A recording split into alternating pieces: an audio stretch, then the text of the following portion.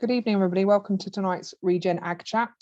We are talking cheese making in Nidderdale. We're getting more and more niche in our interest levels, but it's a fascinating story. My name's Liz Jennifer. We've also got Nick Renison on the call. We are co-founders of Carbon Calling, which is started out as a conference in Cumbria and is now spread to all sorts of things, including podcasts and meetings, and that's about it. But anyway, so Nick, what have you been up to since the last call? Since the last call, I haven't been sunbathing, but I have got very tanned. I've got a proper farmer's tan. I've been on a holistic management course. Excellent. Which was quite out there, and you've done it, and I'm going through it. There were bits of it that were hard work, but it was a financial module, and it was quite good at slowing me down and breaking everything in. Andrew would like it because there was quite a lot of paper-based spreadsheets. Cow-wise, we've nearly finished carving. Everything's in one mob, and we're quite sandy, so it's been quite well. What's been good is because we haven't got any sheep now, and we'll talk about sheep later. Haven't got any sheep. We've got really tall covers. Cows are in one group, and we've just handled this dry spell really quite annoyingly well, and it's made us realize really how much sheep have possibly held us back, and also how many more butterflies and just flowers we've got. Not to be a sheep hater, Liz, but it's quite remarkable. It may not be the sheep, it's the overgrazing, isn't it? They just happen to coincide, probably. Yeah, but it's just like if you run sheep down a road, or if you put them somewhere down a track and there's a verge, they just used to nail everything. So that is those bits that we're getting back as well. We're having a bat survey done tonight, which is quite exciting, paid for by the Woodland Trust. Yeah, and everything is. I think we need to talk about your T-shirt. Yeah, this is, if anybody's seen me in the last couple of weeks, I have got two of them and I do wash them because I do to wear it quite often. But yeah, I've been at a meeting today with Carbon Calling was on the bill, really. So talking about the conference, livestock in arable rotations. We've got another one tomorrow as well, and another one on Thursday. So I've been having some robust conversations with people about mindset. I think we're going to use that as the phrase. So the T-shirt, when you were being probably quite direct with some farmers. I wasn't. The "and kind" bit was not helpful. No, but there was probably awkward moments, and some farmers were being brave while they kindly disagreed with you. Yeah, it was. I think it recognised people's uncertainty about where they go next. So, they know money's disappearing, there's loads of schemes, some of those schemes fit with what they want to do and don't want to, and so it comes from a place of uncertainty, some of it. But and a lot of it is that it's about going to see different people doing it already. So a lot, like we were talking GS4s, and there's a lot of people doing them well, so there's people to go and have a look at, isn't it? It's not truly new stuff now, and there's concerns, and they don't know enough about what happens in 3 years' time, and it doesn't look like it was when I started. It's like, well, that unfortunately is part of the adventure we all go down in those sort of lays. So and I think, and also attitudes towards cattle being at grass, and that this is a newfound thing, and it's like, well, it really isn't. So yeah, and this constant sort of negativity around extensive versus intensive, and actually there's some grazing systems that have a really high stocking rate, so they are intensive, but they are in a grass-based system. So it's all of those debates really we had.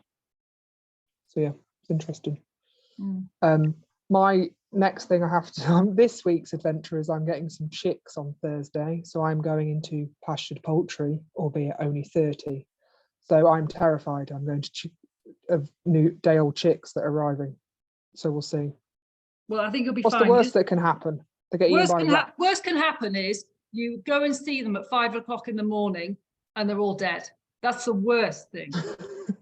Nick, we've talked about our tendencies to catastrophize. That is not I helpful. know, but that is the worst thing. It probably won't happen. A few might be dead, but generally you'll enjoy them, and you'll love it. So, and yeah, the plan is, Chris and I are in the process of trying to build a some sort of structure for them. So that's part of, that'll be exciting. Well, it's on the news today. They've been in Parliament, haven't they, talking about soya, the need to reduce soya in the diet, and how we've got to eat loads less chicken and pork. And yeah, they'll have a hard job to remove it from the diet of white meat, I think. But yeah, it's out there, isn't it? It's the conversation is happening, so we'll see. And I think what I'm intrigued by is because when we get going is they'll be in paddocks near the house, so they'll be quite, like, people will be able to see them quite easily. And actually it's quite interesting because most people wouldn't have seen a broiler chicken ever. So that I just am interested in the debate it's going to also generate. I know, obviously, considering if they don't get eaten by a fox. But yeah, anyway. well, that's another worry. Anyway, tonight we've got two superstars. Yes, definitely. Yeah, very, very exciting. And Andrew and Sally are talking at Carbon Calling Cumbria. Andrew came and did a talk I organised in Penrith in October time, Andrew, I think, along with two other farmers. And yeah, it was just really positive night. So, and you've just been to see him at his farm, so I haven't been to the farm yet. So yeah, welcome, Andrew and Sally. Would you like to introduce yourselves? Okay, yes, can do. So is it possible to either move slightly closer, because we can see between you, but we can't see. Okay. Pretend like you like one another. Yeah. Yes, so it's Sally and Andrew Hatton. We are first generation farmers on the Middlesmoor estate in Nidderdale, North Yorkshire. We started farming here in 2007 on a 20-year farm business tenancy. Sally has a background in working for the NHS, and I have a background in farm management, consultancy and agricultural science, but have always or had always wanted to farm. And this was the opportunity that we took in 2007. It was at the time we'd had various attempts at tenancies and buying little places, and which had all fallen by the wayside, and we found this opportunity with a landlord who was very supportive, and got ourselves going with a young family here in 2007, 2008. Anything to add? No, we live down a long track. I know. Yeah. So tell us a bit. Tell us a bit about like where the farm is. Okay. And just kind of go through just how remote it is and the land, how big it is, that kind of thing. Okay. So we live at the top of Nidderdale, Yorkshire Dales. We're about 25 miles northwest of Harrogate. We're in the Nidderdale area of outstanding natural beauty, which is adjacent to the Yorkshire Dales National Park. The farm runs from about 700 feet above sea level to about 1,400 feet. It's 490 acres, and we have grazing rights that go up to the top of Great Whernside. The farm is very marginal. It's peat over clay. We have 50 acres of meadow, 80 acres of pasture, 250 acres of heather and rough grazing. It's all in a high level scheme, and there's probably 10 hectares of woodland in there as well. We live up at the end, at the head of Nidderdale or 3/4 of the way up Nidderdale is Middlesmoor village, which is the last village in the Dale, and we are 3 miles beyond that on a rough stone track. So access is not the best, really. So it's fairly wild and woolly. Yeah. It's beautiful. you have to do the winter to enjoy the summer. Nothing comes from nothing. But we feel, very fortunate to be custodians of the farm that we're on.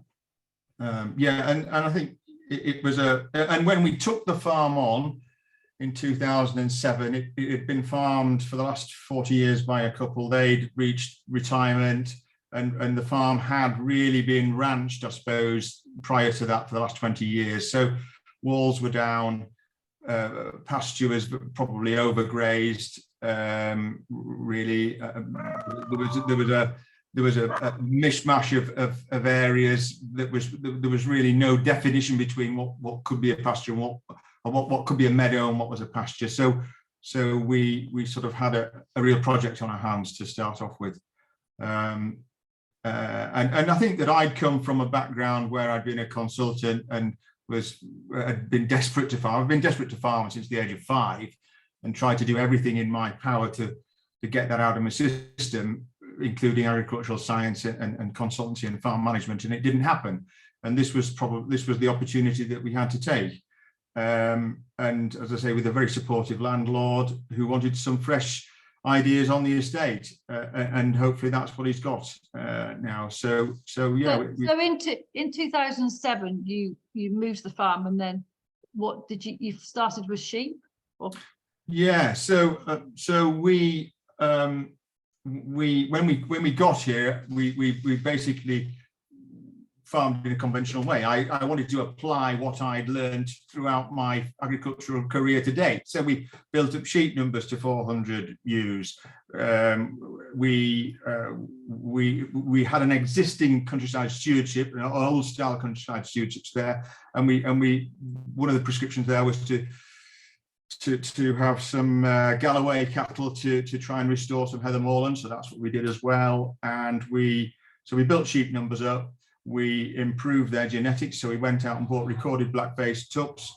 We improved their feeding. We put fertilizer down. We did a little bit of reseeding where we could. We introduced wormers and tried to up the game with our sheep. But basically, try as we might for 4 or 5 years, it made absolutely no difference to the bottom line, with the principal reason being that the growing season up here is too short, and we can't, there was no opportunity to finish anything, be it beef or sheep, really, because we didn't have that growing season, we didn't have the quality of the forage, and bringing in feed inputs, cake, was a logistical nightmare.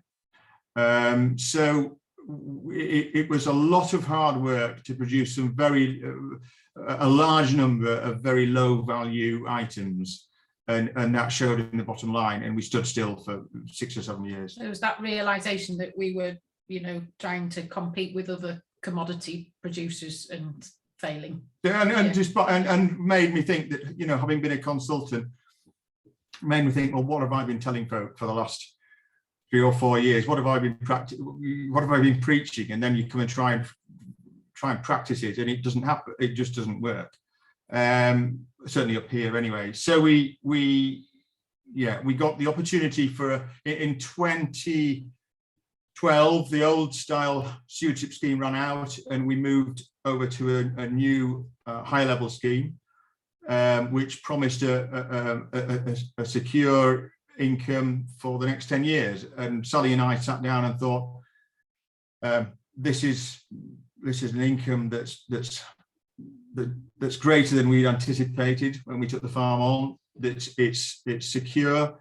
It's unlikely that it will, after 10 years, that it will be replicated. So we need to try and come up with a plan that capitalizes that income stream over 10 years and creates something that will have a legacy and create a sustainable income and business for us going forward.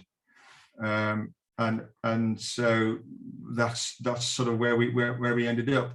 And I think that the realization at that point as well was that we were fighting the geography, we were fighting the climate, we were fighting the biology. We were basically trying to beat the laws of physics by just not thinking about what we were doing, and trying to and not stepping back and looking at our situation and making the most of it. So how did the cheese thing come about? What? I think fundamentally it was about profitability and sustainability. So if we wanted to stay here and continue to live here and enjoy the quality of life that, you know, living in this beautiful place offered, we have to find a different way to do things. And we looked at all sorts of different ideas. We looked at ice cream, we looked at trying to do meat boxes, we tried, you know, just lots and lots of models, thoughts.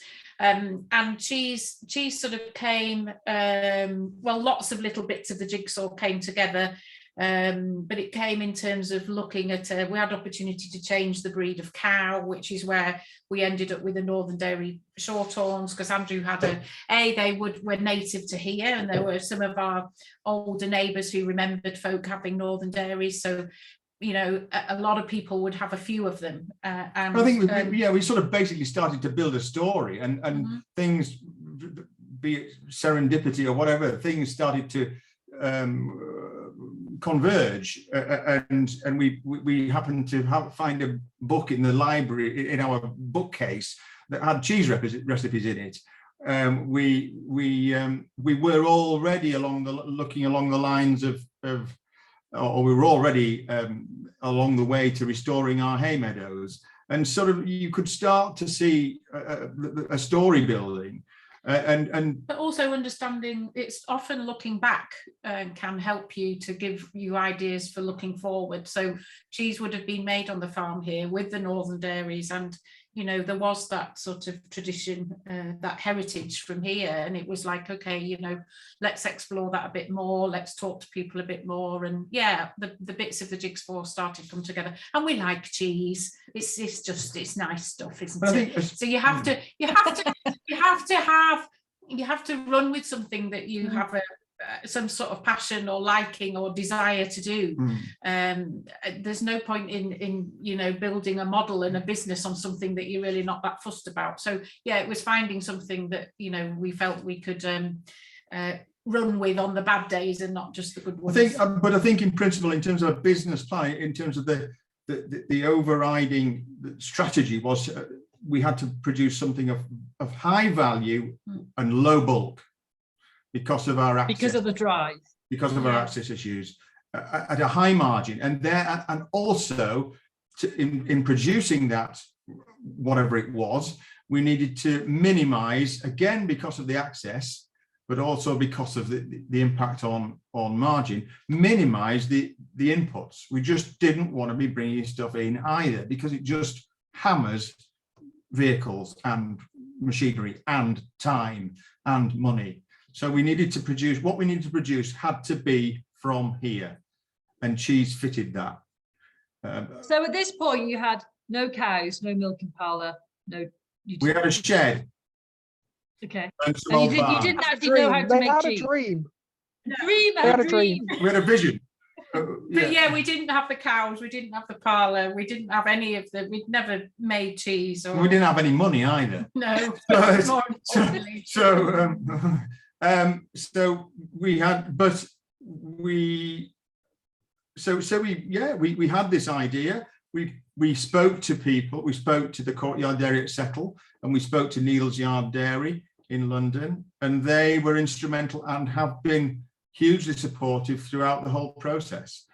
They've been there at the end of the phone when things have gone pear-shaped, or we've had hiccups, and that support has been absolutely crucial to our to where we've got to, and we're not, you know, we've got a long way to go still. So yeah, it was having that dream, that vision, and then breaking it down into manageable bite-sized chunks, objectives with a time scale on them, and then and having the difficult conversations, speaking to the bank, putting a business plan together, and when we put the price of our cheese in our business plan,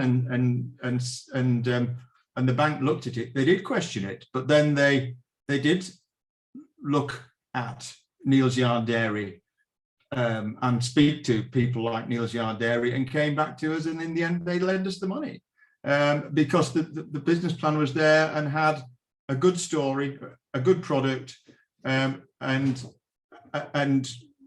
obviously to them looked as if it might work.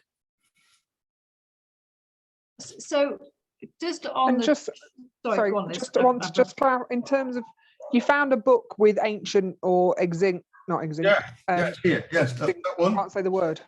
That No one, longer functioning. that one. Yeah, So that one, were they sorry, from yeah, your right. family? It was from your family. So It this just one, my happened to be in dad, the my dad house. found that. My dad found that for some bizarre reason, and it'd been sitting in our.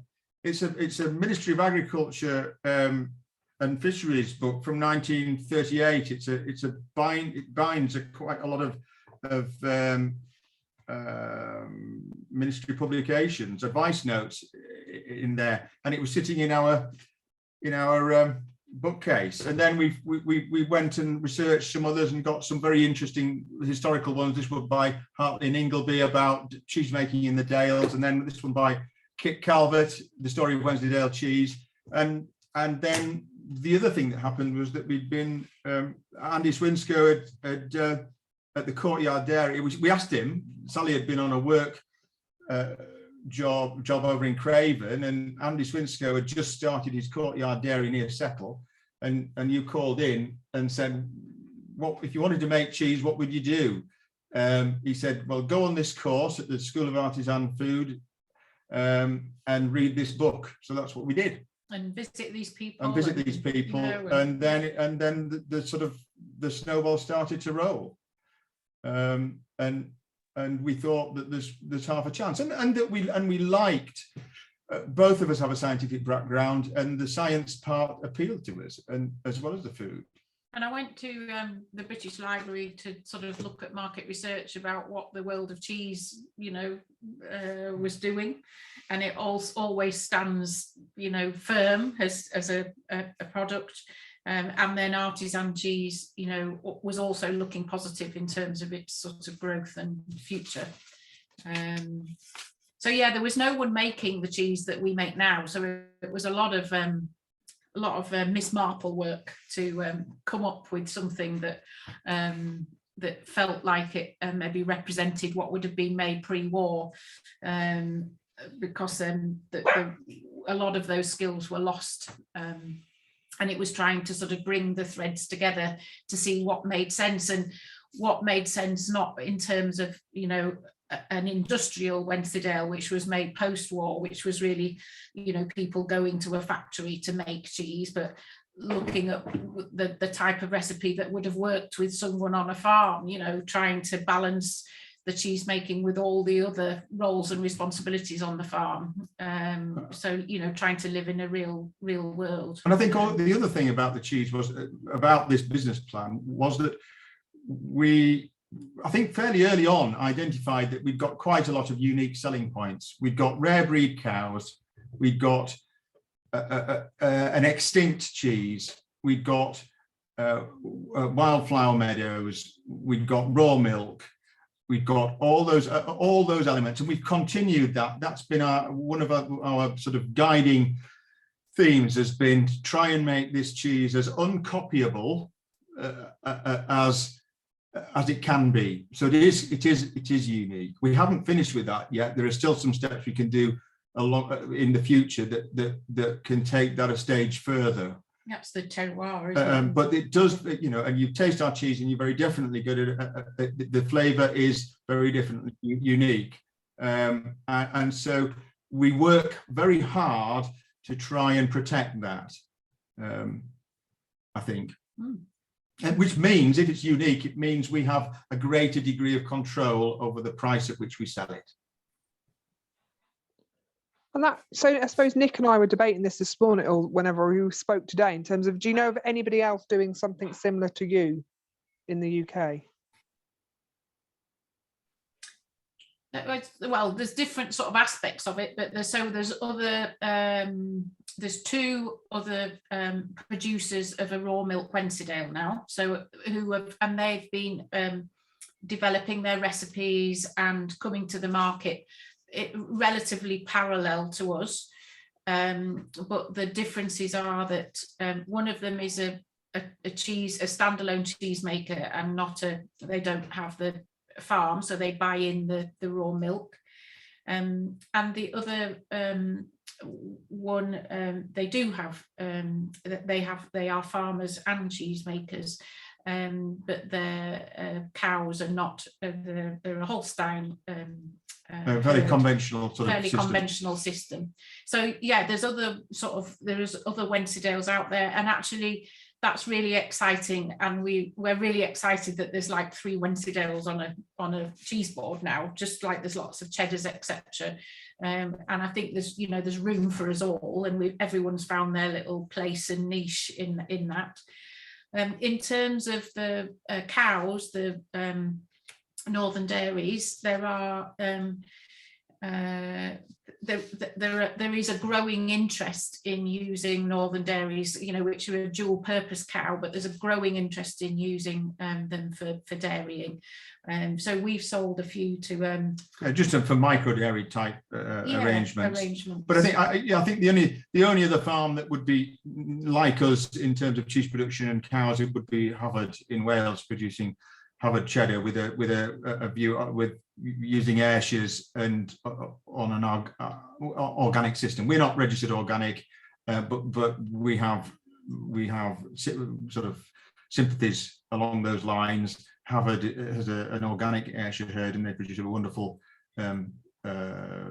traditional cheddar cheese with raw milk.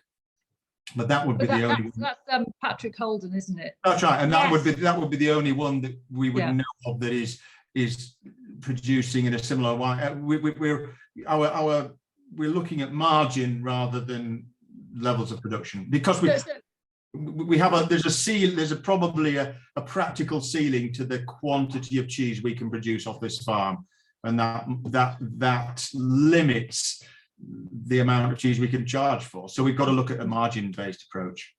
So how many cows are you milking now? Because what I want to get across, because I think that your parts of your model could be replicated.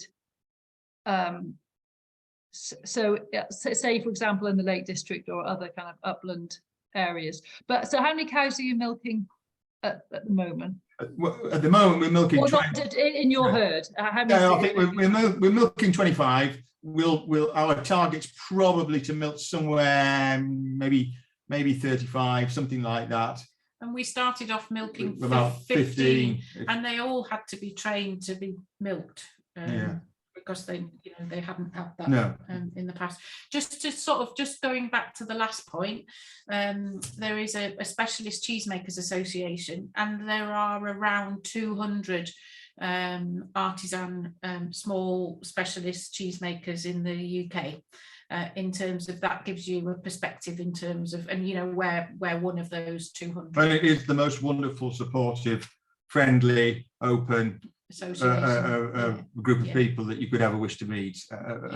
Absolutely amazing group. I remember I was saying before, the Neil's Yard, they've got a thing called Cow Club, haven't they? Cow Club, yeah. So every year or every other year, Cow Club go on a tour, and so they came to look at our grazing.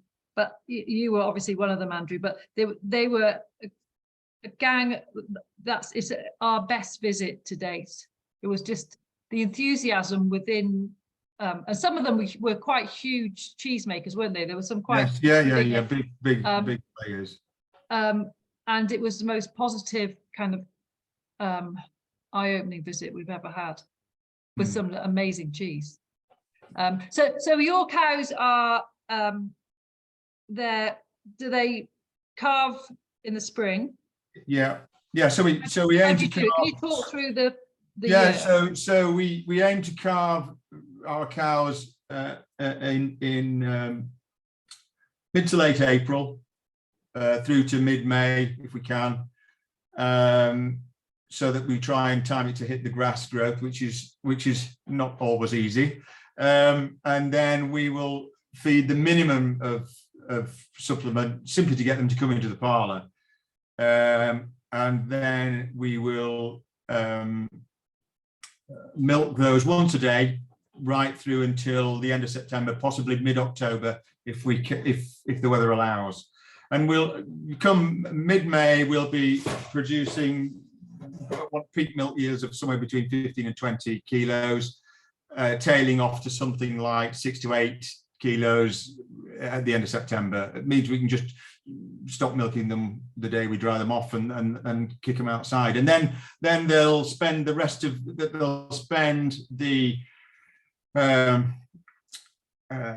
so from the end of September, mid-October, as dry cows, they'll graze, deferred grazing, right through until after Christmas. So they'll be eating the grass that the sheep would have eaten, but now we've reduced our sheep numbers from 400 down to 40, which has been epiphany. It has been, yeah, it's been a bit of an eye-opener as that. But that means that then we'll graze them outside. We'll keep them outside for probably another month into January. Then we'll bring them in for the annual TB test, which we have to have because we're raw milk producers, and we'll keep them inside in February, March, April, and keep them, and that gives the ground nesting birds a chance to establish, sort of pair up, come in, do their thing, get themselves nesting and start rearing their chicks, and then we can start the cycle all over again. But it seems to work, and it means that, and again, because we peat over clay, getting rid of those sheep has had a big impact on the ability of the grass to carry the weight of those cows. So when we had Galloways and sheep, if we had Galloways out after the end of September, they would just plough the ground up into a mush. And whereas now we've got that little bit of depth of sward, we've got a bit more root structure, and whilst the cows they will break the sod with their hooves when it's wet, they can stand it and the grass will recover, and there's grass to graze there. So we get it works really quite well. So we get a period in October, November, December where the cows are still outside and they're sort of basically eating stuff that it's stuff that we couldn't even have mown, but it's extended it's probably reduced our wintering. We've reduced it from 7 months down to 3.5, something like that. That's been just amazing. Utterly, I never thought I could do that, but getting rid of the sheep has allowed us to do that. And how much? What's your rainfall? Is it? 60 inches, I think. 60, I think probably 60 inches plus, and that peat turns very much. It's like, I describe it like it's like farming on wallpaper paste in the winter. It just has absolutely no structure at all if you've got no significant grass cover over it, and you've got to keep off it. But as I say, giving that grass chance to build some roots, to have a bit of depth of sward, means that we can make it work on those types of upland allotments. And interest, the meager gross margin that the sheep were making has been more than the saving in feed has more than paid for that. Any loss that we've made, any reduction in gross margin that we've made. So it's been a real journey with the sheep. But it's funny, isn't it, how you've still got 40, and this is what we did. Is it like a comfort blanket? Is it like, sorry? Is it a bit of a like, why have you got 40? I've got 40 because we've got 100-acre allotment, and we've still got some grazing rights, and so that's really, to be quite honest, that's really a ruse for locking into subsidy. That's the only reason they're here. If we've a 100-acre allotment that we can't graze with cattle because the shooting tenant would hung draw and quarter me. and then we party to an agreement on Rigsmore with 4 other graziers, and I've got to sort of play my part, and it is worth the subsidy, and that's you know, to be honest, that's the only reason they're here, and maybe to clear up the odd bit of ragwork, but that's, other than that, I have no. And the mutton's now. Oh, no, yes, okay, yeah, yeah.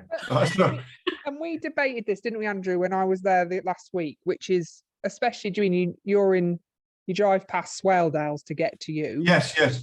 And I know sheep aren't native to the UK, but those meadows and that environment sheep has been part of it for centuries. So I'm just always intrigued that, well, both of you have this, the story, and it's not going to be just you two, of when, as soon as you take sheep off, this like bountiful biodiversity emerges. Yeah, and we didn't, yeah, it does, and I don't know. It just explodes. It's just, and it's just beautiful. I can't explain that, and I can only imagine that stocking rate was a great deal lower, but that sheep numbers post 1945 have gone up significantly. With headage payments, I suppose. With headage payments, and maybe it just tipped the balance. The numbers just tipped. But there's always been sheep. There's been sheep here for 1,000 years, I suppose, with the monasteries. And Wensleydale cheese was originally sheep's milk cheese, but I mean that business about that floral diversity, that explosion in floral diversity that we've experienced here, really came as a result of going to the Auvergne in France to look at for mobile milking parlours, because that's what we in the first instance, that's what we considered, whether we could milk our cows in situ in the fields, and for various reasons we decided against that. But on our journey around the Auvergne, we realised that they had in their meadows, they had a sort of 80% of the flowers that we wanted in ours, and the sort of, there was a bit of a realization there that they had the flowers, they had the cows, but they didn't have any sheep. So as soon as we came home, we stopped lambing our sheep in our meadows, and that year there was an explosion in terms of both species and yield, and we've never looked back. So really, some of your sheep numbers and your sheep management is now related to putting the sheep in places where you can't put the cows. Yeah. And and it's more fit for purpose in those areas, isn't it? And the other reason is that the opportunity cost of clipping sheep for no money when I could be making cheese is massive. And so we've moved over to Easy Cares, which shed their own wool and are less prone to fly strike, and don't need lambing, and relatively DIY. Yeah, which suits us down to the ground, really. Sorry, did that answer your question, Liz? Probably not. I think, well, I'm intrigued, and I don't think of how we've managed to develop all of these sheep breeds in the UK anyway, I'm just interested. Modern agriculture has brought fertilizers and sprays as well, and so we've put fertilizer on, we've killed out all those. I think that in another 10 years we could reintroduce sheep into our meadows at lambing time. Because they're just more robust than they were. Yes, they've got there's the seed bank, we've established the perennials in there, and I think that they would take a more severe defoliation than they would now, and then retreat.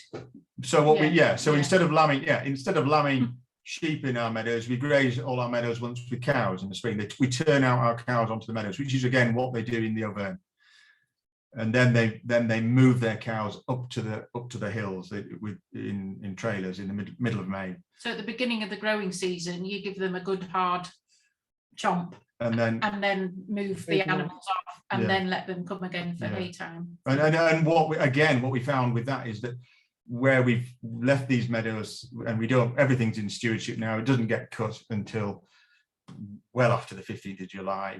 What we have found is that the curlews, we do surveys of numbers, but we haven't done one this year. But what anecdotally, what seems to be happening is that those curlews are spreading their footprint. The area of which they are nesting in is spreading further around the farm.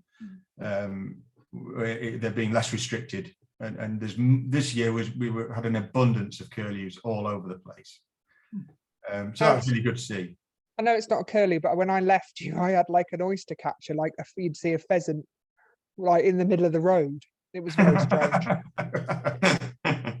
We've got one question, Liz. I don't know if we've answered it or. I think it was the question about it was one spring's worth of not grazing with sheep. You saw this explosion. Yes. So it didn't take, and then it's developing ever since. And they're just yeah, that's right. Yeah. And in terms of species, did you say you had 80, didn't you? There's so actually we've got that was in our pasture. So we've actually now in 15 years we've managed to get 3 of our meadows to be registered as species rich, and we've now turned our attention to our pastures. So last year I can't give you. Sorry, just to clarify, meadows versus pastures. So meadow is where you cut your hay or your silage from. Okay. Conserve your winter forage on your meadow. Pastures is simply grazing. So we're well on the way with we've probably up to, with 50 acres of meadows. We've certainly 35 acres of those are well on the way to being species rich. And now we've turned our attention, with the help of the OMB, we've turned our attention to our pastures, and we're looking at whether we can augment the diversity within those pastures. And so last year we had a baseline survey done in those pastures, and that came up with excluding grasses, we came up with a figure of 80 species of plants, some of which would be thistles, but quite a lot of interesting plants in there as well. Because fundamentally for us, it's what's in the pasture that goes into the cow, that goes into the milk, that goes into the cheese, because that's what they're having, during the summer. And then once the meadows are shut up. So yes, the cows or the sheep could go on initially onto the meadows and then move off, and then that's just all kept for the winter forage. But we turned our attention to our pasture management really because there's a good body of evidence, scientific evidence, to show that many of the antioxidants and aromatic chemicals that you find within pasture herbs, plants, grasses will find their way through the milk, through the cow, through the milk, into the cheese. There's a good body of evidence for that, and that is critical to us. It's one of our USPs, and we've got to protect and augment that, because without that floral diversity, then our cheese would become an also-ran and become one of the crowd and will not stand out from that crowd. So it gives it a sort of very distinctive flavour. So we've had people who come and made a different recipe of cheese with our milk, but you could still taste that it belonged here. It blows your mind really, but you could it's a different style of cheese, but you could taste our milk. So you just come back. Go on, sorry, Liz. No, I'm just interested in how much it changes over the. So does it change with every field they're in or paddock they're in?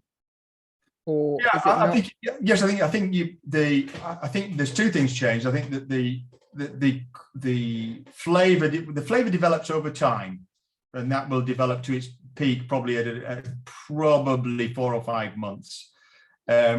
But it will, the cheese texture probably differs as a young cheese.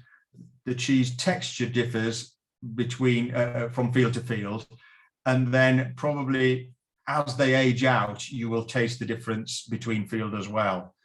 So when we make the cheese, you make a record of the day, and we always write on that record the name of the field that they were grazing in, and the weather, and everything else. So the cheese does differ from field to field.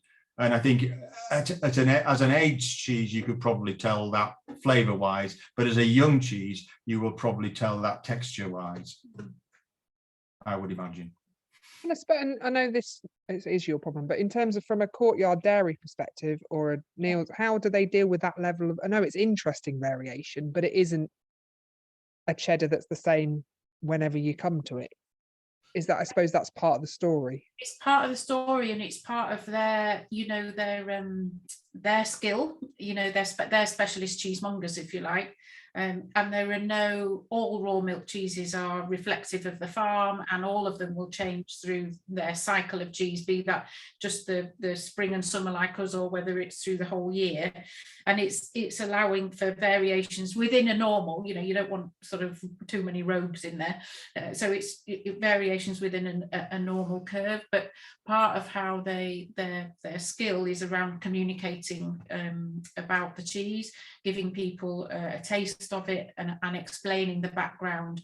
And when, you know, because, well, unless you taste something, it's really positive to me that they always give something to taste, because if you're going to pay the money that it costs to buy our cheese or some of the other cheeses, you need to know that you like it, but also you need to understand what's gone into that, what is the story.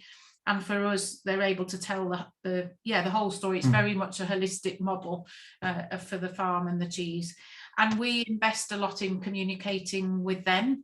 So we're always very keen for anyone that's selling our cheese to come and visit us, to come and see the cows, see the, you know, so they experience at firsthand the story that they're going to communicate. And then we've done, we have a website with quite a lot of detail in it and pretty pics, because people want to, a lot of customers want to know that story behind and that level of detail, and the choices and options that they've got.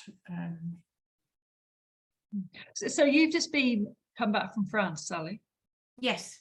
Can you tell us a bit about that trip, and also just a bit about how France, because this is quite a normal thing in France, isn't it, that you have small farms producing cheese? So just a bit on that model.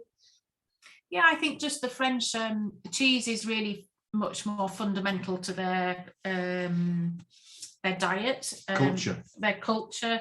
They didn't lose the heritage and tradition of cheese making in the same way that we did around the, you know, it's just continued on from generation to generation.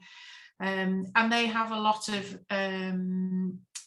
specialist cheeses that they're very keen to hold on to. That they have areas, well, I don't know what AOP stands for. Appellation something. Yeah, I don't know. Protected designation. A bit like the whole champagne thing. Yeah. For cheese. PDO or whatever it's called. Yeah, PDO is a better way. So it's been going to visit. I've just come back from the Savoie. I'm going to visit. So in the Savoie they make Alps. Yeah. They make Reblochon and raclette and Beaufort and several other cheeses. And as well as getting to go to the actual farms and the cheesemakers, a lot of the trip this time was learning about the infrastructure that's there to support those individual businesses, and to understand the sort of the community, how things work, the research and development that goes on, how they organise testing and quality assurance as a group. They all sort of pay into a cooperative, and for that money they will get testing, they will get access to maturation, so it allows them to have a much broader range of options in terms of the roles that they would like to play. So they can be just dedicated cheesemakers, they can be raw milk producers for cheese, they all link in together. It's just a much more established community and an established. Yeah, there's a big, I mean, the cultural value of cheese within France is recognised, I suppose, internationally, but within France itself, there is a huge state support for that agriculture and that cheese production, and a real culture of you buy your local cheese, which is not just, you know, the French are much more supportive of supporting local, if you like. Yeah. And yeah, I think it's something that something that was lost in the UK as a result of industrialisation, as a result of 2 world wars, railways, female emancipation. That people did not want to be tied to that being the farmer's wife, and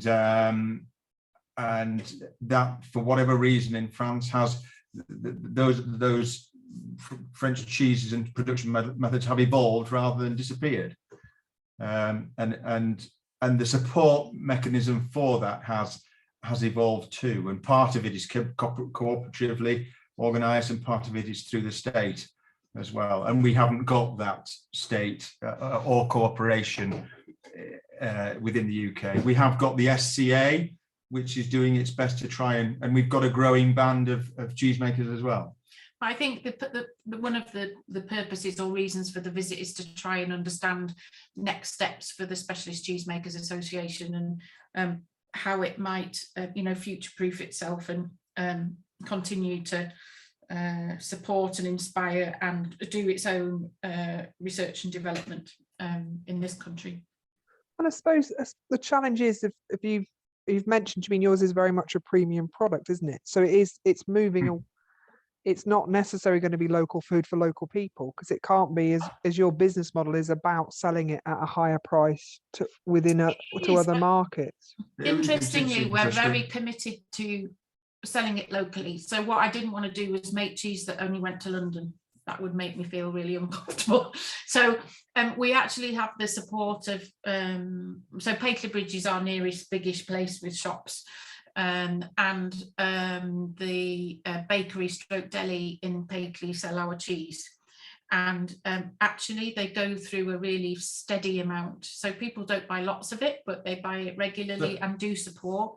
And they would say if they have a lot of you know, visitors in the summer, they come into the shop and they're wanting to buy something local, and actually there are very few things that are on offer, and our cheese is one way to take home a bit of Nidderdale. I think I was apprehensive to begin with, thinking, is this cheese, have we overpriced this cheese, will it sell? And I think that was shared by certainly one cheesemonger that I know, and that cheese that cheese just disappeared from his shelves. We've also we've never had a problem shifting our cheese, which was a real shock. So can I be nosy and ask? You can be really nosy. You can ask anything. How much? Steady on. Because when we were particularly skint a few years ago, I worked on Booth's cheese counter. Oh yes, yes. And I learned a lot about cheese. My biggest stress was packing the cheese nicely. Yes. But I can remember, would it be this was 5 years ago. It was like £18 a kilo was quite an expensive cheese. And then if you've just got like I don't know, an average cheddar, that would be, I can't think, £5 or £6 or £7 a kilo. Yeah, that's about right. Yeah. So blow me away with yours. So is it? We would, well, so you should be proud and not embarrassed. I know. So if you were to buy our cheese at Parkview stores, you would pay. You'll be paying £41 a kilo. Wow. And people will pay that. Yeah, that's what I mean. That's good. They do pay it, and we put the price up twice now for various reasons, and after that initial reticence, there's been never been any, because they know that the cheese will go from the shelves. There's never been any hesitation. It has to take, you know, so yes, it's a good story, but it has to be good cheese and it has to taste good as well. And people will try anything once, but they need to come back and want some more. So when I was at yours on Thursday, you very kindly gave us a tasting, and I had like some sort of cheese epiphany that I can't believe. Like every other cheese is now no longer cheese. It might have been that I was I was probably in the sun, and it was on your farm and all of that stuff, but it was incredible. Well, And it's not available. I was trying to buy some, but it's not available yet, is it? We're taking our first batches out tomorrow. So yeah, we do manage to sell local, and we now sell in Harrogate, we sell in Richmond, and then to small cheese shops or delis, and then a lot goes down to Neil's Yard, and a lot goes to the Courtyard Dairy. Yeah, but we're in Berkshire as well, and we've got a new customer in the Cotswolds and Altrincham in Manchester. So it's gradually growing, and what we didn't want to do is try and we felt an obligation to both Neil's Yard Dairy and the Courtyard Dairy. They were extremely helpful to us, and we wouldn't be here without them. But we're at a point now when we can start to grow, supply some smaller producers, some smaller customers at a slightly higher margin for us. So but initially they were absolutely crucial, were they? Those, yeah. Because I follow Andy Swinscoe, and he's just he's growing it again, isn't he? Yes. I don't know. Yeah, he's totally amazing, and you need, in order to take this step into the unknown in a completely new venture. I mean, I didn't, 7 years ago, I didn't know what cheese was, and without his help, without the knowledge that your story and your vision it has some integrity, and the fact that if you can fulfill that vision, then you've got a market for your cheese. Then that's what gives us the confidence to take that step, knowing that Andy's there and will buy our cheese, and that Neil's Yard Dairy are there and will buy our cheese. Gives you the confidence to go to the bank and borrow the money, to get rid of all your sheep, to invest all your stewardship money into and converting a shipping container, and doing all those things, and it without those people, and to do that on your own, and to market, to try and build that market would almost be impossible. And so that's maybe what we're missing, people like them. Yes. In other sectors, aren't we? I think absolutely right. It might be, in bread making or those, or whatever, veg or whatever it might be. You need those people who have that ability to sell and tell that story. And Andy's particularly amazing at picking up. But 10 years ago there were no farmhouse Wensleydale cheesemakers, and now there are 3. Which is quite amazing, and he's been fundamental to that. And he's going, and he's taking that model further, and he's absolutely brilliant. And he would, if you went to speak to Andy, he would say, well, we need more cheesemongers to do that, to create these. It's almost like he's almost like a hub really for information. Him and when Neil's Yard Dairy come around and taste our cheese, you get updates on various what's happening where, and it just keeps you up to date with the sort of cheese world really, and it's quite important. Then their communication is really second to none.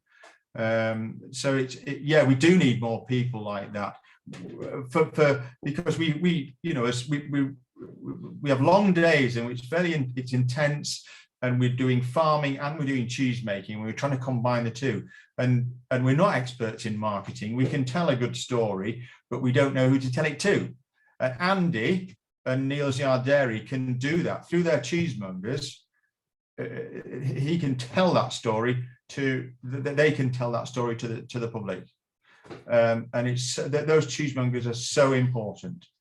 That we need more people like Andy, be it butchers, be it bread makers, be it I don't know, pie makers. I don't mind. It's Candlestick makers. Communicators. yeah, communicators. Yeah, we do.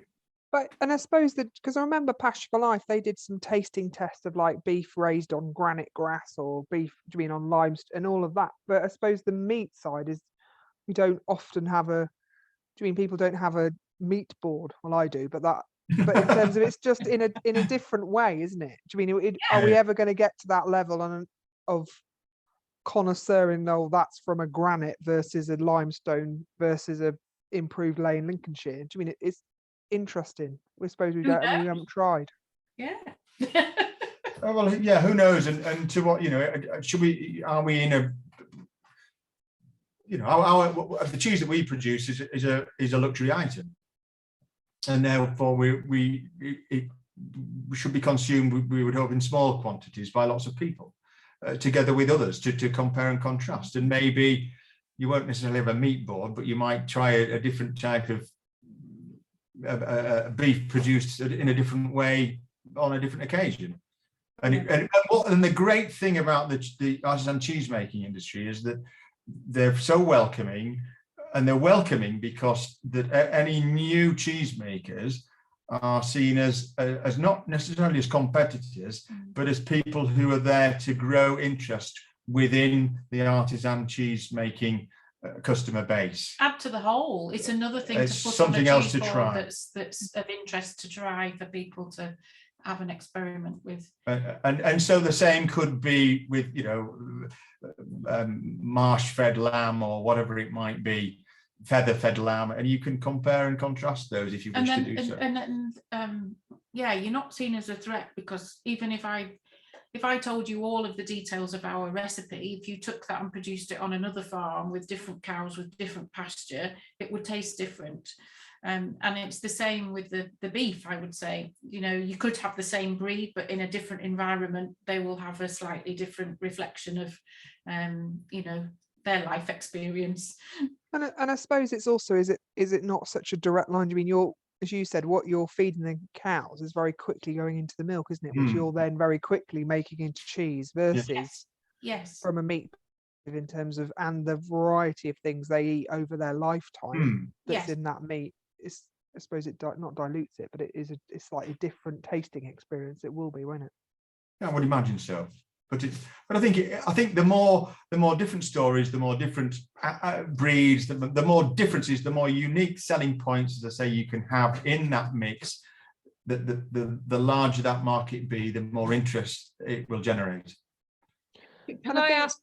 Sorry, go on, Liz. No, you go. Can I ask about your challenges and your biggest cheese stresses, disasters? What, because we used to process milk at home, and then I remember once I delivered loads of milk to a load of shops, and then had this mum got hold of me somehow. She burnt the milk in the pasteurizer, and it all tasted disgusting. I had to go around and pick it all up again. So little things like that. But what are your disasters? I don't think we've not had any out and out disasters, but the challenges have been in relation, I would say, to the fact that we're producing a raw milk product, which we've chosen to do for lots of reasons. Some of them economic, because Andrew would say, the cost and time involved in pasteurising is one thing, but also all of the story that we've just told about the terroir. If you pasteurise the milk, you lose all of the native stuff and the flavour, etc., and then you're coming back into making a commodity at the top of a hill. So the raw milk part is really essential, but quite rightly, there's a lot of legislation around creating a raw milk product. And when you new entrants to it's all, new parlour, new cheese room, it's all a massive learning curve. And the legislation is new. You have to build a relationship with environmental health officers. So I would say that the sort of, the raw milk side is challenging. And we've had, in order to be able to sell your product, you have to get through, you have to be awarded approval by environmental health. And there's quite a lot of hurdles to overcome to do that. And we've had the milk as challenge, we've had bits that have gone wrong in that. and then you have to go on a hunt to find out, you know, what it is, what the issue is. And so that was a big challenge, big learning curve, and then it's a big puzzle, and you give it a lot of thought and a lot of, you know, whatever. And actually now I would say I'm pleased that we've had those challenges on the way to getting approval, because we understand far more about the whole process from the parlour to the maturation and gone. Then I think if we'd have sailed through it all, we'd just be waiting to be having a hiccup. And we you know, we will still be challenged, but yeah, it's grown our knowledge and understanding. Marketing, neither of us have done anything to do with marketing, never sold anything in my life, so that was a challenge. Deciding price was very difficult. Everyone asked about your cost of production, and actually we were really keen to talk about the cost of, you know, not cost of production, what it's we value a bit. What's value, the value? yes, yeah. To us, keeping the farm going and sustainability was a much bigger picture than the cost of production. So that was tricky. Yeah. Yeah, I think that will have been, that's been the biggest. There's ongoing challenges which make it interesting, and so one of the reasons that we sort of, one of the other reasons that we sort of changed was that we got to a point with 400 ewes and it wasn't making any money, and it was boring, and it was just the same old, and so we needed to do something that changes, that was much more multidisciplinary, multidimensional, and it is, and it's a challenge every day, but we're learning as we go, and it keeps us on our toes. We have challenges with having a rare breed cow, and finding a balance between, you know, using a cow that's not had much particular purpose for a long time, that, you know, there isn't an established sort of dairy story, and the need to sort of be productive in terms of, you know, milk and for the cheese making, but balancing that with wanting to, you know, preserve the breed. So choices that you make in terms of individual cows and a breeding program and all of that, that's a challenge, but they're all puzzles. Yeah. And do you love it? Yes. Yeah, we don't. We've no regrets. No regrets at all. And I've said this to you, and I've said it to Liz. Had we not have changed, however many years ago, we would be. I think we would be exiting the industry, or we would be dog and sticking and finding a job, which is not easy from here, as Sally will tell you. So I think it's given the farmer raison d'etre, and it's given, I think it's certainly reawakened my farming enthusiasm. It's given me it means that we feel as if it's the right thing for us to be doing, and our sort of approach feels right to us. It's not perfect, and we try to be a bit better every time or every day, but we've got to, just in your heart of hearts, you feel that it's the right, we're going in the right direction, we feel. I'm smiling because our daughter's listening in the background, and I'm just thinking, what would she say if we asked her about madness? Well, I think because one of them was making cheese when I was there, wasn't it? No, that's Millie. Who, so again, one of our objectives in doing this was to create employment. So Millie's a farmer's daughter from next door, and she approached us for some work experience while she was still at school, and came and spent a day making cheese, and then at the end of the following summer, we'd sort of the chap who'd been helping us make cheese had moved on, and we sort of asked Millie, she'd finished school, did she want to come and help us make cheese, and she's never looked back. So it's great because we've got someone who can help us to make cheese and milk cows and do the farming as well. And she's not on a full-time basis, so when it's silage time at home, she can go and help her dad. So it works really well. But we've been able to create some employment, which we would never have been able to do had we been carrying on with beef and sheep in the way we were. And then the plan for next year is that Sally will give up her job and come and join us and get more involved in the cheese. Yeah, we just to try and make it help it to take it potential. that step further. We're sort of halfway to where we want to be really at the moment. And Sally giving up work and coming to make cheese will help us to get where we want to be.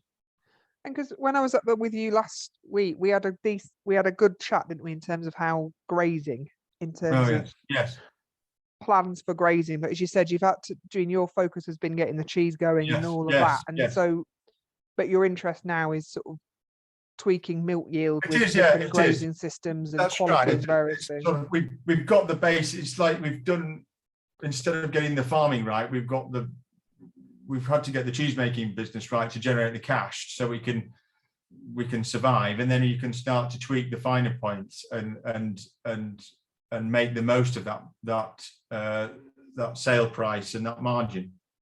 And I think that our grazing management leaves a lot to be desired at the moment, but I think that we can do an awful lot better. We've got various constraints in terms of ground nesting birds and hay meadows and various other bits and pieces, but I think that it adds to our story. I think one of the things the great things about being in an agri-environment scheme is that it gives you an income stream, but B, it actually is a marketing story, and it helps us sell our cheese. So we sort of almost get paid twice that way. So I think we've got the cows. We've got a vision for the cows. That's a challenge. We've got various breeding bottlenecks to get through in terms of the genetic pool. We've got grazing to try and manage better on a seasonal basis to try and maintain a sort of sward with diversity and with nutritional value. And I think there are jobs that we can sort of set to with now that we've got the cheese not established, not necessarily where we want to be, but established. Then we can start to think about other things. So if I'm just thinking, you're a farmer in the middle of nowhere like you, or not necessarily in the middle of nowhere, but I'm thinking of the lakes, but it could be I don't know, on Dartmoor or somewhat those kind of places. And you're thinking, we could do this, or we could milk cows and someone else could possibly make our cheese, the kind of French model. Yeah. What would be the first few things that they do just to have a look down that track? Okay, we've got a list here. Oh God, you are organised. Is that so? First thing I would do is join Farm Business Survey. Oh yeah. Get if you haven't already, and get yourself some management accounts for free. So understand where you're at now before you then look to change or move to something different, and to understand the resource that you have around you. People, and then people, talk to people. So if you were wanting, with your scenario of the milk, so there is Specialist Cheesemakers Association. There's also a Raw Milk Producers group association. Association. Lovely people. There's a lot of crossover in the people, as you can imagine. They're on, they've got great websites, and they've got, even without signing up to anything, they've got a lot of information and resource. And they would help to signpost you, so you could actually go visit other producers. There's no point in like reinventing the wheel. Go and see what other people are doing, size of farm, how they've gone about it. and then yeah, use the connections with well, someone like you know, if you were in Cumbria, I'd go visit Andy Swinsko, without a doubt. Yeah. He's got, you know, he knows so many people and he's great at making those connections. Yeah. And he's been involved from inception, with people like ourselves on so many occasions now. He knows what he knows. He has a sort of format, if you like, of how to go about getting from A to B. His top tips from getting. And the great thing about Andy is he works with other cheesemongers very well, and he works especially well with with Neal's Yard Dairy. We can deliver our cheese to Andy's, and our cheese for Neal's Yard Dairy as well will be delivered to Andy's, and they will pick up from him. So he will signpost you to other people within other organisations. Go on. Oh, I was going to say, if you're in an area where you can, you know, find out what's out there in terms of grants and opportunities. So have you? Could you, in hindsight, have used FIPL for some of your? Yes. Yeah. I think FIPL wasn't there at the beginning for us, but we actually got a leader grant, which that helped us with, certainly with putting the parlour in. And now we try and link in with FIPL as much as possible. Big fan of FIPL. And I definitely, yeah, just think out of that. But yeah, look at what's out there in terms of opportunities. I would funding. I would say read Chris Clark's Less is More report, and in terms of if you're going to diversify a business, what you mustn't do is diversify into something that's going to subsidize your farming. You have to have a profitable farm, and then you have to have a profitable diversification. What you don't want to be doing is subsidizing an unprofitable farming business, and that report lays out the bare bones of that, I feel. Go on holiday is another one, regularly. Gives you perspective. When I say regularly, at least once a year. We only go once a year, but she never used to want to go on holiday at all. And I still don't like going, but the benefits are immeasurable in giving you perspective. Do you go out of the county? You go to France, I suppose. That's passport required. Yeah. Wow. Okay. Have an annual review, which I think we just showed you on last week. But Sally's very good at. We have an AGM, as we call it, and what you tell. It's a bit like an appraisal, but it's just it's a format for sitting down and just helping you to do a bit of reflection on what's, you know, the past year, what's gone well, what's not gone so well, you know, what learning have we got, and then what are our hopes and goals for, you know, next steps. And it just helps to, you know, get a joined up focus then for going forward, so that perspective. And again, it helps you. I always say, you know, all these things about having a vision, etc. It's all a lot of it's about helping you to get through the days, the bad days. It's not about the good days. It's about the bad days. Just remembering what you're aiming for. What is it all about? What am I hoping for? And I think all of sitting and reflecting is important. Yeah. Well, recently had a couple of conversations with farmers who it's sort of getting this idea that you have to think about the good stuff. Do you mean yes. They get into a headspace of thinking of everything they haven't done rather than necessarily recognizing what they have done. Yeah, that's right. Yeah, so you need to be able to, you know, how far have you come when all you look at is the mess that's outside your back door or something like that. A massive list of things that are still to do. Yeah, that's it. No, that's absolutely right. And then you've got down here talk to anybody and everybody. Develop a vision. And that doesn't necessarily, that comes through talking, but without that vision, you're rudderless. You don't know quite where you're going, and well, and then you work back from and it, you don't work you? back from that and break that down into objectives, into bite-sized, manageable chunks that you can achieve, that make that vision that little bit more within reach. And that vision has been key to us to because you get out of bed on a morning and you know where you're headed, you know that you know what your purpose is. So that's key. I would just add, look at the geography of where you are and your farm, and what are you trying to do? That are you making life difficult for yourself in the sort of the way you're farming at the moment? Is that necessary? And then also in terms of the geography, how can you turn that to your advantage in terms of unique selling points? What are the unique selling points that you can use from where you are, from who you are, from what you do to sell something that has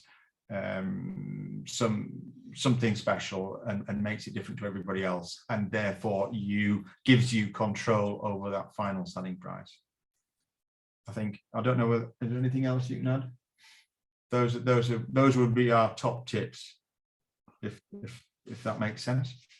And I suppose we have to recognize, because of your experience as well as an agricultural consultant, do you mean you had skills, didn't you, already, and also Sally's sort of from work. So there's a lot of people, it's that ability to step away, isn't it, and reflect, I suppose. But then there's, as you say, there's in certain areas, there's FIFL funding, there's the Princess Countryside Trust, there's places where people can go for almost business support rather than just absolutely. Yeah, you don't have to feel that you have to do all that yourself.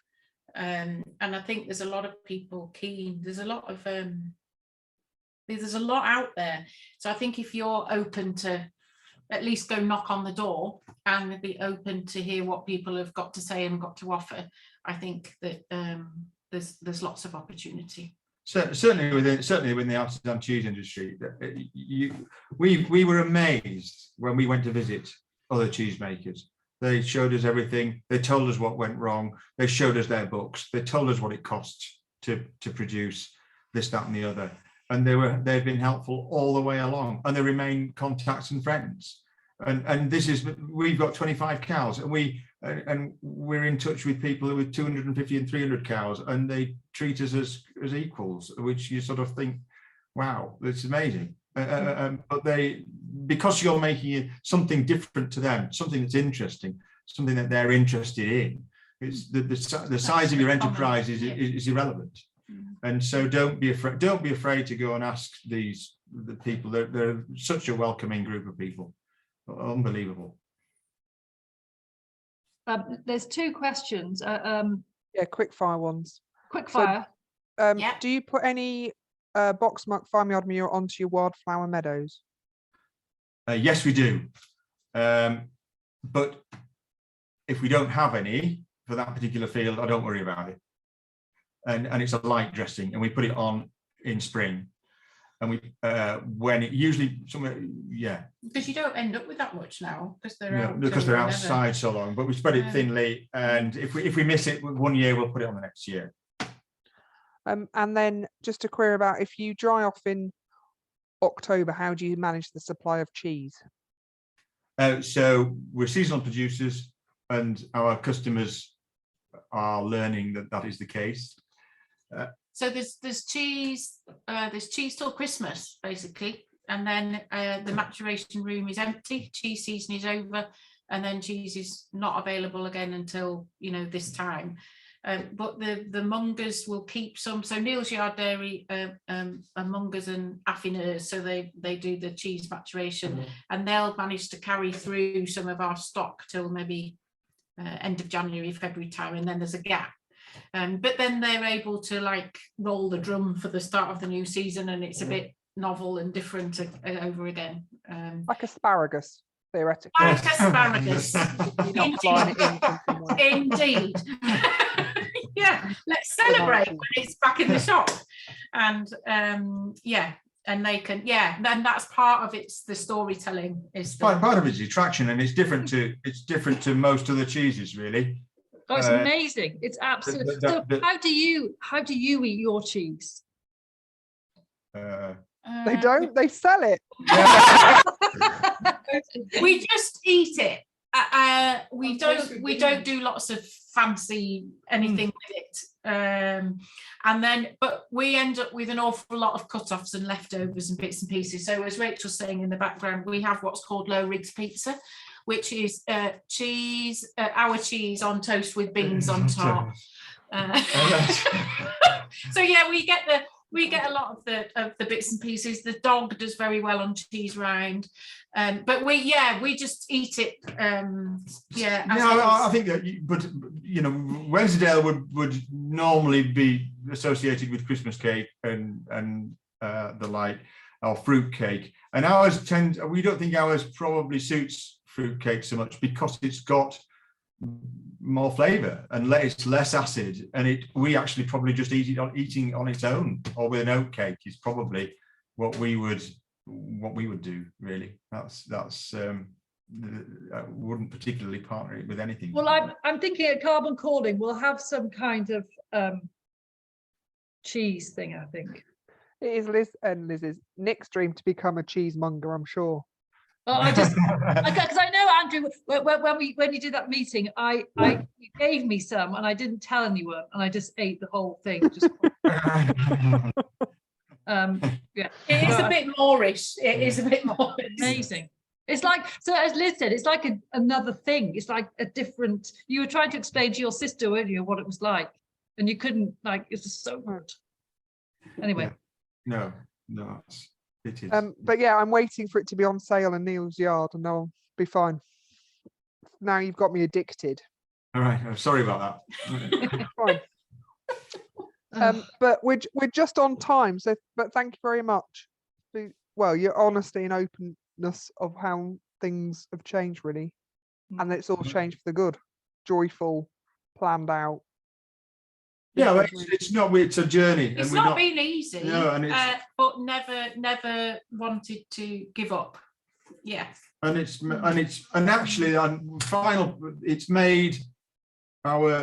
it's sustained us here, that in meeting so many different people and having people here from all over the world helps to sustain us in this isolated farm. We're inundated with people and contacts, and it makes life very interesting. Of which, if anybody wants to come and visit, we're doing in October, it's the Yorkshire Dales Cheese Festival, and on the 7th and 8th, it's a Saturday and Sunday, we're doing a farm walk from Housestein Gorge, and then it'll walk up through the meadows. We'll talk about the farm and the cows and the cheese, and so you're welcome. People are welcome to come to that. Yeah. Thank you. And it's always good when the instructions to get there. Is it 8 cattle grids? Yes, that's right. Yes, yeah. So there's detailed instructions over how many when you do a certain maneuver over a cattle grid. We got you here, Liz, didn't it? It did. Yeah. And importantly, I got out as well. Back to civilization. There were some steep bits that you're like, oh. Anyway, it was good. No. Well done. No. Nick, so what's one thing you've taken from this evening? I think it's probably the part that Andy Swinscoe played in making everything happen. It's like an enabler. Yes. And tomorrow, just a little plug, I'm going to the House of Commons to talk about nature-friendly farming. But I was just sorting my talk out, and all this stuff is great, all the regenerative kind of stacking enterprises, but we need people in place like Andy Swinscoe to make it happen. Absolutely right. Yeah. So Liz, when you do your next batch of chickens, you'll think, you'll realize that there's gaps like the hatchery or where you're going to have them processed, and it's all those gaps. That's if you don't kill them all. Thank you. No, the fox or the rat are going to kill them. But yeah, how about you? And I think it is this. There's an element, not sadness, but that sort of loss of tradition, that where we used to be cheesemakers, and where's it gone? Yeah. And that, in terms of, you say, this sort of the novelty of finding something local, and that I am that tourist that goes and tries and finds something that was produced just up the road, and it's like a novelty factor, and it shouldn't be. Yes. Yeah, that's right. Absolutely. Yeah. But I'm not sure I'm quite ready to make cheese yet. But I think it's also, and I think the risk, isn't it, in the ReGen world, is that I like collecting stuff. So now I'm doing chickens, and next thing and actually at some point it's a collaboration, isn't it, with other people nearby. Yes. Yeah, it is. Somebody call it not economies of scale, but economies of scope, by having people of similar industries or similar production systems nearby that you can feed off, you can associate, you can combine with, you can take advantage of, you learn from.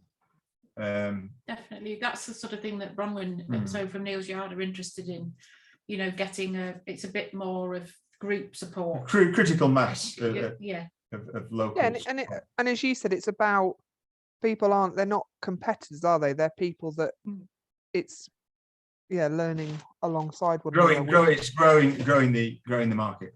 But Andrew, could you, well, both of you, could you imagine milking cows and just letting it all go on a lorry? Not up here, because the lorry wouldn't get here. So, no, but you know what I mean. So when Andrew did his PhD in Reading, and when he was doing his, which was all in high yielding intensive dairy farming, you took on managing the herd, didn't you? And we were Millennium Eve, we were milking cows and getting cows in, and at the end of all of that, Andrew said that he would never milk cows again. He just didn't want to do it. And so we're now in a model with that feels like it works for us, and it was very important in the plan, in the vision, that we came up with something that would fit round the farm and the family, and it's making it work for you, working hard at it, but making it work for you. And the once a day milking is much more sustainable than the twice a day milking and all of those things. So producing commodity milk and sending it away would just be we've got the answer would just be no. We can't beat small scale and commodity. No, it just isn't a viable business model, I don't think. So yeah, I think, Nick, you should do it. I've milked a lot of cows. This is a bit too much detail, but I can remember sitting on the loo at 5:30 every morning thinking, I can't do this forever. But Liz, what you don't know is that Canachue had a very famous Northern Dairy Shorthorn herd. It's written in the stars. It is, absolutely. But milking once a day seasonally is far more sustainable. Yeah. Seasonal is a real positive, because you sort of get quite excited when the season's going, but then by the end of it, you're like, whew, okay. And then you get a chance to regroup and tweak. And go on holiday somewhere warm in October. And, what time do you milk? About 5:30. In the morning. Yeah, in the morning. And it's so you still get up early. But it's best part of the day, and it's fantastic. You've got a view down Dale, and it's quiet, and there's nobody about, and there's no flies, and it's great, and it's easy to get up at that time in the summer. I couldn't do it in the winter, not now. No, I know, that's what I used to hate. It's awful. Yeah. And I don't miss the aroma of hypochlorite. Anyway, Liz, we're wrapping up. On that note, thanks again, Andrew and Sally. Thank you. You're welcome. No, I think Rachel is it Rachel in the corner? Yes, she's in the corner. She's sniggering in the background. Well, she should be very proud of her mum and dad. Oh, that's very kind of you. Well, we're very proud of her. She's just finishing her A-levels at the moment. So, yeah. Did she do a project on cheese? No. Anyway, this is not helping. But thank you very much. Thanks everybody for joining. Okay. And this should be up by tomorrow. So if you want to re-listen, or it'll be on YouTube shortly. So thank you very much. Bye for now. Yeah, bye-bye. Bye-bye. Bye-bye.